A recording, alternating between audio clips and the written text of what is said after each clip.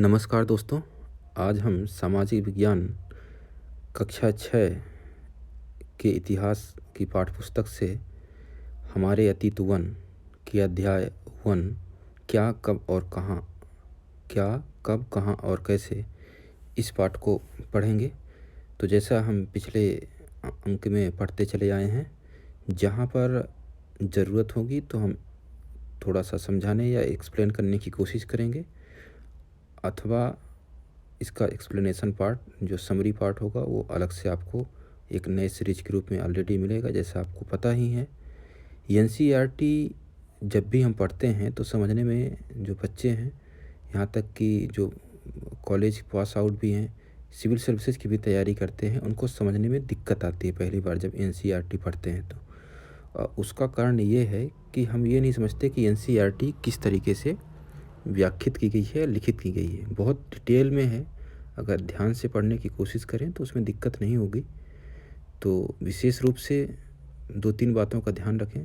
पहला ये कि एनसीईआरटी में पहले अगर सवाल पूछा जाता है तो तुरंत बाद उसके उत्तर दिया जाता है। तो क्वेश्चन मार्क का ध्यान रखें जहाँ पे भी सवाल। मेरी भी कोशिश रहेगी कि जहाँ पे क्वेश्चन मार्क है उसको उसी तर्ज पे पढ़ें, जिससे आपको सुनते वक्त ये भी पता चले, अगर आप देख नहीं रहे हैं, कि यहाँ पे क्वेश्चन मार्क लगाया गया है। दूसरा ये कि जब क्वेश्चन रहेगा, प्रश्नात्मक चिन्ह रहेगा, उसके तुरंत बाद आपको उत्तर भी मिल जाता है और तीसरा उदाहरण भी मिल जाता है। और एक और जो विशेष बात इसमें ये है कि आपको, जैसे आपने एक पैराग्राफ 2 पैराग्राफ में पढ़ा, इसके बाद उस पैराग्राफ से संबंधित सवाल भी दिए गए होते हैं और अंतिम में तो अभ्यास के प्रश्न दिए ही रहते हैं। तो अगर आप पैराग्राफ वाले जो सवाल दिए जाते हैं उनको भी तुरंत आप देख लें, और फिर चूँकि आपने एक पैराग्राफ 2 पैराग्राफ तुरंत ही पढ़े होते हैं तो आपको याद भी रहता है, तो वहीं पे समराइज़ करते चलें तो एनसीईआरटी एक तरीके से आपको कंठस्थ हो जाएगी और समझने में ज़्यादा कुछ यहाँ पर एक्सप्लेन करने की ज़रूरत है ही नहीं। क्यों एक और जो सुविधा हो सकती है आपको एनसीईआरटी पढ़ते वक्त, हुआ यह कि आपके कुछ जो शब्दावलियाँ हैं वो थोड़ा साहित्यिक रूप से शब्द आते हैं, तो वो अगर दिक्कत होते हैं तो उनको आप पर्यायवाची देख सकते हैं, उसको नोट कर सकते हैं। तो अगर इस तरीके से एनसीईआरटी पढ़ते हैं तो आपको बिल्कुल भी समस्या नहीं होगी। तो हम जहाँ पे इस तरीके से ज़रूरत पड़ेगी तो हम बताने की कोशिश करेंगे, और नहीं तो आप कमेंट के माध्यम से आप वैसे भी बता सकते हैं, तो हम उसके लिए भी अलग से वीडियो बना देंगे। तो चलिए प्रारंभ करते हैं।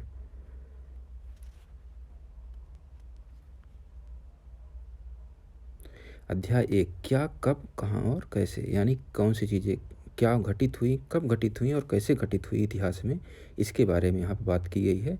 एक रसीदा नाम की लड़की का सवाल लिया गया है कि रसीदा बैठी अखबार पढ़ रही थी, अचानक उसकी निगाह एक सुर्खी पर पड़ी। 100 साल पहले। वह सोचने लगी कि यह कोई कैसे जान सकता है कि इतने वर्षों पहले क्या हुआ था। अब चलिए पता लगाते हैं, कैसे जान सकते हैं कितने वर्षों पहले क्या हुआ था।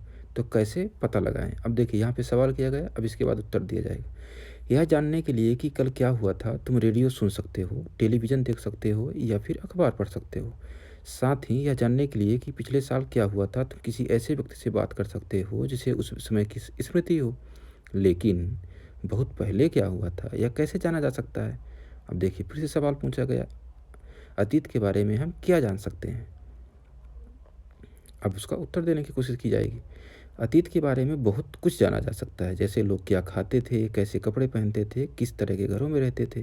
हम आखेटकों यानी शिकारियों, पशुपालकों, कृषकों, शासकों, व्यापारियों, पुरोहितों, शिल्पकारों, कलाकारों, संगीतकारों या फिर वैज्ञानिकों के जीवन के बारे में जानकारियाँ हासिल कर सकते हैं। यही नहीं, हम यह भी पता कर सकते हैं कि उस समय बच्चे कौन से खेल खेलते थे, कौन सी कहानियाँ सुना करते थे, कौन से नाटक देखा करते थे या फिर कौन कौन से गीत गाते थे। लोग कहाँ रहते थे। मानचित्र 1 पृष्ठ 2 में नर्मदा नदी का पता लगाओ। कई लाख वर्ष पहले से लोग इस नदी के तट पर, एक मानचित्र दिया गया है आगे, उसमें नर्मदा नदी का पता लगाने की बात की गई। कई लाख वर्ष पहले से लोग इस नदी के तट पर रह रहे हैं। यहाँ रहने वाले आरंभिक लोगों में से कुछ कुशल संग्राहक थे, जो आसपास के जंगलों की विशाल संपदा से परिचित थे। अपने भोजन के लिए वे जड़ों, फलों तथा जंगल के अन्य उत्पादों का यहीं से संग्रह किया करते थे। वे जानवरों का आखेट यानी शिकार भी करते थे। अब यहाँ पे एक नया शब्द क्या है, आखेट। इसका मतलब क्या होता है, शिकार करना। अब तुम उत्तर पश्चिम की सुलेमान और किरथर पहाड़ियों का पता लगाओ। इसी क्षेत्र में कुछ ऐसे स्थान हैं जहां लगभग 8,000 वर्ष पूर्व स्त्री पुरुषों ने सबसे पहले गेहूं अथवा जौ जैसी फसलों को उपजाना आरंभ किया। उन्होंने भेड़, बकरी और गाय, बैल जैसे पशुओं को पालतू बनाना शुरू किया। तो कौन सी फसल पहले उपजाई? गेहूं तथा जौ। और पालतू किसको बनाया? भेड़, बकरी और गाय, बैल जैसे पशुओं को पालतू बनाना शुरू किया। कहाँ? उत्तर पश्चिम सुलेमान पहाड़ी, यानी आप नहीं जानते हैं, थोड़ा सा ध्यान में रखिए, पाकिस्तान वाला एरिया, ठीक, के आसपास। उत्तर पूर्व में गारो तथा मध्य भारत में विंध्य पहाड़ियों का पता लगाओ। ठीक, ये कुछ ऐसे क्षेत्र थे जहाँ कृषि का विकास हुआ। जहाँ सबसे पहले चावल उपजाया गया वह स्थान विंध्य के उत्तर में स्थित थे। जहाँ सबसे पहले चावल उपजाया गया वह स्थान कहाँ थे? विंध्य के उत्तर में। तो देखिए सबसे बीच में विंध्य पहाड़ियाँ लिखी गई हैं। सुलेमान पहाड़ियाँ कहाँ? देख, काबुल नदी, देखिए सबसे उत्तर पश्चिम का। किरथर पहाड़ियाँ जिधर पाकिस्तान आप देखते हैं। तो इस तरीके से इस चित्र में आप देख सकते हैं, या पाठ्य पुस्तक में भी आप थोड़ा देख सकते हैं जो चित्र है, और इसमें से इसी के बारे में बात की जा रही है आगे। मानचित्र 1, दक्षिण एशिया। आधुनिक भारत, पाकिस्तान, बांग्लादेश, नेपाल, भूटान और श्रीलंका। दक्षिण एशिया किसे किसे कहा जाता है? कौन कौन से देशों को? आधुनिक भारत यानी भारत, पाकिस्तान, बांग्लादेश, नेपाल, भूटान और श्रीलंका, और अफगानिस्तान, ईरान, चीन तथा म्यांमार आदि पड़ोसी देशों को दर्शाता है। दक्षिण एशिया एक महाद्वीप से छोटा है, लेकिन विशालता तथा बाकी एशिया से समुद्रों, पहाड़ियों तथा पर्वतों से बटे होने के कारण इसे प्रायः उपमहाद्वीप कहा जाता है। मानचित्र पर सिंधु तथा इसकी सहायक नदियों का पता लगाने का प्रयास करो। तो अब यहाँ पे मानचित्र में ही आपको चीज़ें पता लगानी है कि सिंधु कहाँ है। तो सिंधु नदी वही पाकिस्तान तरफ देखिए, झेलम नदी और रावी नदी, सतलुज नदी, चेनाब, ये सारी वहीं पर आसपास हैं जिनको आप देख सकते हैं। सहायक नदियाँ उन्हें कहते हैं जो एक बड़ी नदी में मिल जाती है। लगभग 4,700 वर्ष पूर्व इन्हीं नदियों के किनारे कुछ आरंभिक नगर फले फूले। गंगा व इसकी सहायक नदियों के किनारे तथा समुद्र तटवर्ती इलाकों में नगरों का विकास लगभग 2,500 वर्ष पूर्व हुआ। गंगा तथा इसकी सहायक नदी सोन का पता लगाओ। गंगा के दक्षिण में इन नदियों के आसपास का क्षेत्र प्राचीन काल में मगध यानी वर्तमान बिहार में नाम से जाना जाता था। इसके शासक बहुत शक्तिशाली थे और उन्होंने एक विशाल राज्य स्थापित किया था। देश के अन्य हिस्सों में भी ऐसे राज्यों की स्थापना की गई थी। लोगों ने सदैव उपमहाद्वीप के एक हिस्से से दूसरे हिस्से तक यात्रा की। कभी कभी हिमालय जैसे ऊंचे पर्वतों, पहाड़ियों, रेगिस्तान, नदियों तथा समुद्रों के कारण यात्रा जोखिम भरी होती थी। फिर भी ये यात्रा उनके लिए असंभव नहीं थी। अतः कभी लोग काम की तलाश में तो कभी प्राकृतिक आपदाओं के कारण एक स्थान से दूसरे स्थान जाया करते थे। कभी कभी सेनाएं दूसरे क्षेत्रों पर विजय हासिल करने के लिए जाती थीं। इसके अतिरिक्त व्यापारी कभी काफिले में तो कभी जहाज़ों में अपने साथ मूल्यवान वस्तुएं लेकर एक स्थान से दूसरे स्थान जाते रहते थे। धार्मिक गुरु लोगों को शिक्षा और सलाह देते हुए एक गांव से दूसरे गांव तथा एक कस्बे से दूसरे कस्बे जाया करते थे। कुछ लोग नए और रोचक स्थानों को खोजने की चाह में उत्सुकतावश भी यात्रा किया करते थे। इन सभी यात्राओं से लोगों को एक दूसरे के विचारों को जानने का अवसर मिला। आज लोग यात्राएं क्यों करते हैं? अब देखिए फिर से सवाल पूछा गया ना, अब उत्तर दिया जाएगा आगे। एक बार फिर से मानचित्र एक को देखो। पहाड़ियाँ, पर्वत और समुद्र इस उपमहाद्वीप की प्राकृतिक सीमा का निर्माण करते हैं। हालांकि लोगों के लिए इन सीमाओं को पार करना आसान नहीं था। जिन्होंने ऐसा चाहा वे ऐसा कर सके। वे पर्वतों की ऊंचाई को छू सके तथा गहरे समुद्रों को पार कर सके। उपमहाद्वीप के बाहर से भी कुछ लोग यहाँ आए और यहीं बस गए। लोगों की इस आवागमन ने हमारी सांस्कृतिक परंपराओं को समृद्ध किया।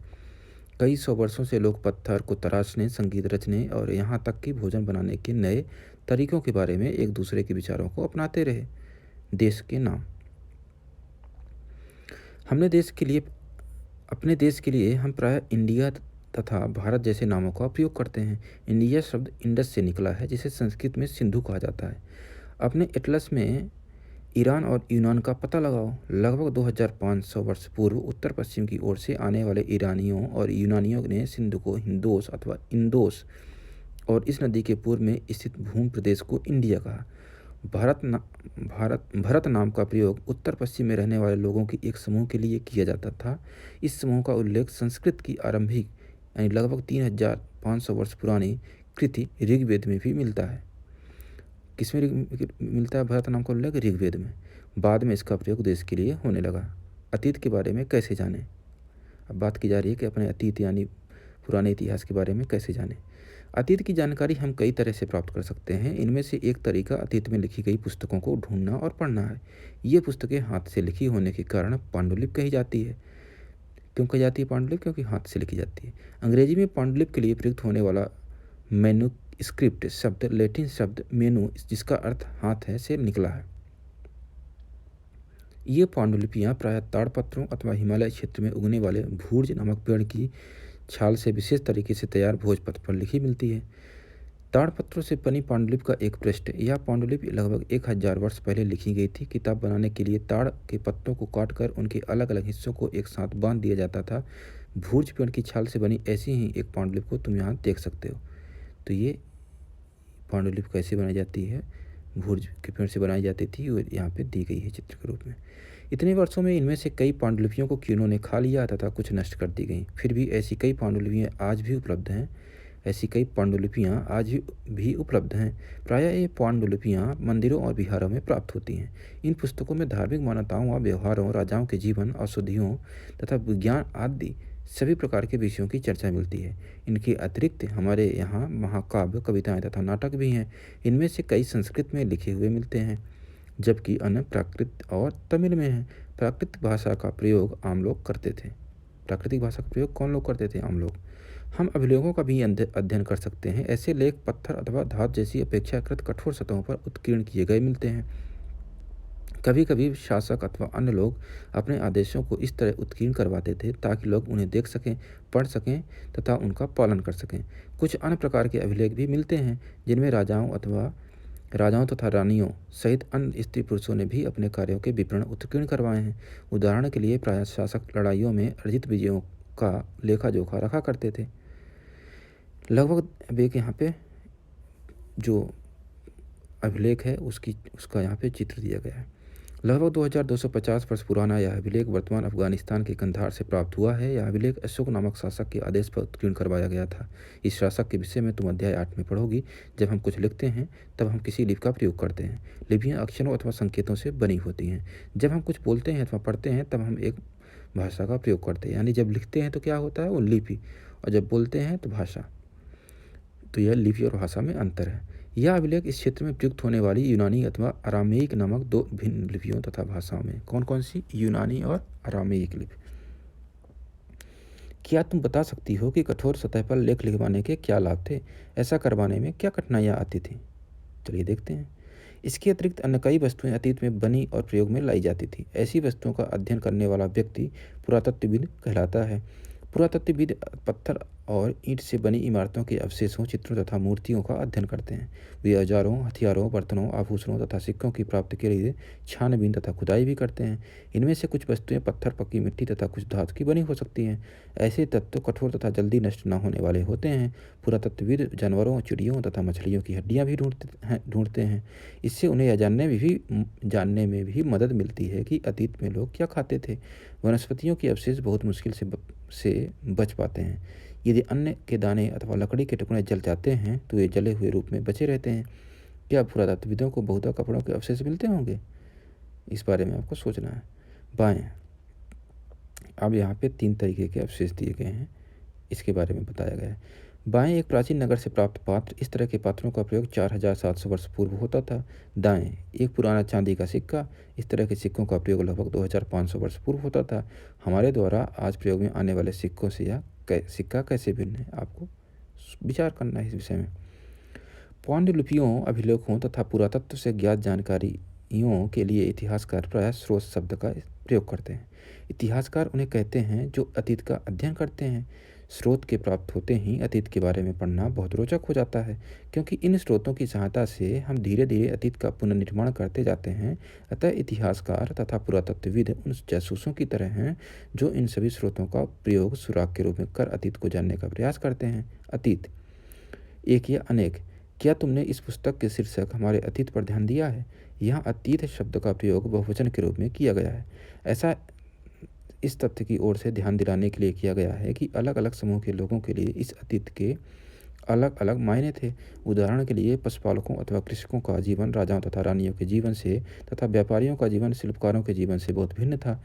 जैसा कि हम आज भी देखते हैं, उस समय भी देश के अलग-अलग हिस्सों में लोग अलग-अलग व्यवहारों और रीति-रिवाजों का पालन करते थे। उदाहरण के लिए आज अंडमान द्वीप के अधिकांश लोग अपना भोजन मछलियाँ पकड़कर, शिकार करके तथा फल-फूल के संग्रह द्वारा प्राप्त करते हैं। इसके विपरीत शहरों में रहने वाले लोग खाद्य आपूर्ति के लिए अन्य व्यक्तियों पर निर्भर करते हैं। इस तरह के भेद अतीत में भी विद्यमान थे। इसके अतिरिक्त एक अन्य तरह का भेद है। उस समय शासक अपने विजयों का लेखा-जोखा रखते थे। यही कारण है कि हम उन शासकों तथा उनके द्वारा लड़ी जाने वाली लड़ाइयों के बारे में काफ़ी कुछ जानते हैं। जबकि शिकारी, मछुआरे, संग्राहक, कृषक अथवा पशुपालक जैसे आम आदमी प्रायः अपने कार्यों का लेखा-जोखा नहीं रखते थे। पुरातत्व की सहायता से हमें उनके जीवन को जानने में मदद मिलती है। हालांकि अभी इनके बारे में बहुत कुछ जानना शेष है। तिथियों का मतलब। अगर कोई तुमसे तिथि के विषय में पूछे तो तुम शायद उस दिन की तारीख, माह, वर्ष जैसे कि 2000 या इससे इसी तरह का कोई और वर्ष बताओगी। वर्ष की यह गणना ईसाई धर्म प्रवर्तक ईसा मसीह के जन्म की तिथि से की जाती है। अतः 2000 वर्ष कहने का तात्पर्य ईसा मसीह के जन्म के 2000 वर्ष के बाद से है। ईसा मसीह के जन्म के पूर्व की सभी तिथियां ईसा पूर्व यानी ईसा से पहले के रूप में जानी जाती हैं। तो इस पुस्तक में हम 2000 को अपना आरंभिक बिंदु मानते हुए वर्तमान से पूर्व की तिथियों का उल्लेख करेंगे। इतिहास और तिथियां। तो कब ईसा पूर्व या ईसवी की बात की जा रही है, उसके बारे में ऊपर आपको बात की गई है। इतिहास और तिथियां। अंग्रेजी में बीसी यानी हिंदी में ईसा पूर्व का तात्पर्य बिफोर क्राइस्ट यानी ईसा पूर्व होता है। कभी कभी तुम तिथियों से पहले एडी यानी हिंदी में ईसवी लिखा पाती हो। यह एनो डामनी नामक दो लैटिन शब्दों से बना है तथा इसका तात्पर्य ईसा मसीह के जन्म के वर्ष से है। कभी कभी एडी की जगह सीई तथा बीसी की जगह बीसीई का प्रयोग होता है। सीई अक्षरों का प्रयोग कॉमन एरा तथा बीसी का बिफोर कॉमन एरा के लिए होता है। हम इन शब्दों का प्रयोग इसलिए करते हैं क्योंकि विश्व के अधिकांश देशों में अब इस कैलेंडर का प्रयोग सामान्य हो गया है। भारत में तिथियों के इस रूप का प्रयोग लगभग 200 वर्ष पूर्व आरंभ हुआ था। कभी कभी अंग्रेजी के बीपी अक्षरों का प्रयोग होता है जिसका तात्पर्य बिफोर प्रेजेंट वर्तमान से पहले है। पृष्ठ 3 पर 2 तिथियां हैं, उनका पता लगाओ। इनके लिए तुम किस अक्षर समूह का प्रयोग करोगे। तो इस तरीके से आपको जो ऊपर तिथि कैसे पढ़ी जाती है, कैसे ईसा पूर्व, बिफोर ईसा या ईसवी, ये इस बारे में बात की गई है। तो इसको आप समझिएगा जिससे आपको आगे इतिहास के अध्यायों को पढ़ने में आसानी हो। अगर आपको एक बार में समझ में नहीं आया है तो एक बार फिर से सुन सकते हैं क्योंकि यह एक आधार रूप में आपको आगे काम करेगा। अन्यत्र। जैसा कि हमने पहले पढ़ा, अभिलेख कठोर सतहों पर उत्कीर्ण करवाए जाते हैं। इनमें से कई अभिलेख कई सौ वर्ष पूर्व लिखे गए थे। सभी अभिलेखों में लिपियों और भाषाओं का प्रयोग हुआ है। समय के साथ साथ अभिलेखों में प्रयुक्त भाषाओं तथा लिपियों में बहुत बदलाव आ चुका है। विद्वान यह कैसे जान पाते हैं कि क्या लिखा था। इसका पता अज्ञात लिपि का अर्थ निकालने की एक प्रक्रिया द्वारा लगाया जा सकता है। इस प्रकार से अज्ञात लिपि को जानने की एक प्रसिद्ध कहानी उत्तरी अफ्रीकी देश मिस्र से मिलती है। लगभग 5000 वर्ष पूर्व यहाँ राजा रानी रहते थे। मिस्र के उत्तरी तट पर रोसेट्टा नाम का एक कस्बा है। यहाँ से एक ऐसा उत्कीर्णित पत्थर मिला है जिस पर एक ही लेख 3 भिन्न भिन्न भाषाओं तथा लिपियों, यूनानी तथा मिस्री लिपि के 2 प्रकारों में है।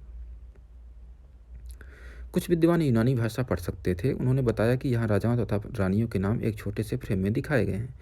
इसे कारतूस कहा जाता है। इसके बाद विद्वानों ने यूनानी तथा मिस्री संकेतों को अलग बगल रखते हुए मिस्री अक्षरों की समानार्थक ध्वनियों की पहचान की। मिस्री संकेतों को अगल बगल रखते हुए मिस्री अक्षरों की समानार्थक ध्वनियों की पहचान की। जैसा कि तुम देख सकते हो, यहाँ एल अक्षर के लिए शेर तथा ए अक्षर के लिए चिड़िया के चित्र बने हैं। एक बार जब उन्होंने यह जान लिया कि विभिन्न अक्षर किनके लिए प्रयुक्त हुए हैं तो वे आसानी से अन्य अभिलेखों को भी पढ़ सके। अब कल्पना करने की, एक आपको सोचने की बात की जा रही है कि तुम्हें एक पुरातत्वविद का साक्षात्कार लेना है यानी इंटरव्यू। तुम उन 5 प्रश्नों की एक सूची तैयार करो जिन्हें तुम पुरातत्वविद से पूछना चाहोगे। उपयोगी शब्द यहाँ पे दिए गए हैं। क्या क्या है? यात्रा, पांडुलिपि, अभिलेख, पुरातत्व, इतिहासकार, स्रोत, अज्ञात लिपि का अर्थ निकालना। कुछ महत्वपूर्ण तिथियाँ। कृषि का आरंभ कब हुआ था? 8000 वर्ष ईसा पूर्व। अभी आपको याद कर लेना। कृषि का आरंभ कब हुआ था? 8000 वर्ष पूर्व। सिंधु सभ्यता के प्रथम नगर कब बने? 4700 वर्ष पूर्व। कब? 4700 वर्ष पूर्व। कृषि का आरंभ 8000 वर्ष पूर्व। गंगा घाटी के नगर, मगध का बड़ा राज्य 2500 वर्ष पूर्व। गंगा घाटी के नगर यानी मगध का बड़ा राज्य। कब से 2500 वर्ष पूर्व, वर्तमान लगभग 2000 वर्ष पूर्व, वर्तमान यानी लगभग 2000 वर्ष पूर्व। आओ याद करें। नर्मगाती, ये कुछ याद करने की बात की गई है, तो इसको आप चर्चा करें, याद करें, आओ करके देखें। कुछ सवाल दिए गए हैं। इस तरह ये अध्याय ख़त्म होता है। अगले अध्याय में हम आपसे फिर मिलेंगे। तो आप लाइक शेयर कमेंट करना बिल्कुल मत भूलिए, कंजूसी इसमें बिल्कुल नहीं करनी है, और अधिक से अधिक लोगों तक इस सीरीज को एनसीईआरटी की पहुंचाना है, क्योंकि यही बेस है, एक आधार है आगे की कक्षाओं के लिए भी, या जो आगे की कक्षा में है वे बच्चों तक ये बातें पहुंच सकें, तो उनके पास तक ये शेयर करना है। तो आपका बहुत बहुत धन्यवाद। अगले अंक में फिर से आपसे मुलाकात होगी।